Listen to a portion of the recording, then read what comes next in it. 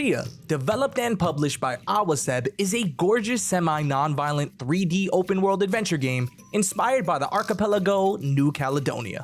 You play as the titular character Tchia, a young girl living a peaceful life with her father on her home island. You'll prepare for Khatum, a symbol of mutual respect and friendship by humbly gifting goods. But shortly after the arrival of a family friend, your father is kidnapped by local ruler Miavora. You'll then embark on a journey to rescue and reunite with your father, while exploring the world and making new friends. You will also use the ability to soul jump into different items and creatures to help you. When diving into the open sandbox world, Tchia's gameplay reminded me of Breath of the Wild. The freedom of exploration, the stunning yet massive world, and the obvious gliding and stamina meter. The game also borrowed the viewpoints in Assassin's Creed, where our protagonist shouts at high points of the map to reveal nearby points of interest. It's useful, but tedious due to the aforementioned gigantic map. Fortunately, you're able to soul jump into animals, temporarily giving you control of said animal. You could be a bird, deer, turtle, and other creatures and objects, which not only feels organic, but also massively helps with traversal. Your transformation time is limited, but slowly regenerates and can be completely refilled if you grub at a free food stand. The developers put major focus on introducing elements of their home and culture into Tchia, and it clearly shows.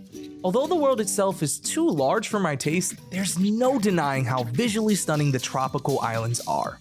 Especially when the sun sets, it's nearly impossible to ignore. The fact that all dialogue, soundtrack, traditions, ukulele music, and musical minigames are in their native language really brings this fictional slice of New Caledonia to life. Unfortunately, my praises mostly end there, as Tchia doesn't really excel in any specific category. The plot contains some heartfelt moments, but doesn't really move the needle in a meaningful way. There are also plenty points of interest to explore, but not all of them are particularly useful. Places containing stamina fruit, which increase your stamina, or rock balancing, which grants you new soul abilities, actually impact the player's experience. Meanwhile, cosmetic chests, shooting ranges, and boat races didn't offer enough value to warrant exploration, with the rare exception of needing trophies to progress the main missions. This is especially true of the boat races, as the controls were just a clunky headache. Performance was also a major issue, as I ran into countless crashes forcing me to restart my progress too many times for my liking. The title consistently dropped frames during random moments of exploration and pulled me out of my sense of immersion. I've tested Tchia on multiple rigs that surpassed the recommended specs and still was plagued with choppy rendering and crashes galore. Overall, the game feels a bit half-baked. Although soul jumping and exploring these magical islands are a treat, it gets stale fast. I truly love the sense of culture integrated into the game, but it doesn't forgive the lackluster performance, land points of interest, and hit-or-miss minigames. Some may enjoy the simplistic story, but others like myself may find Tchia to be flat and a bit one-note.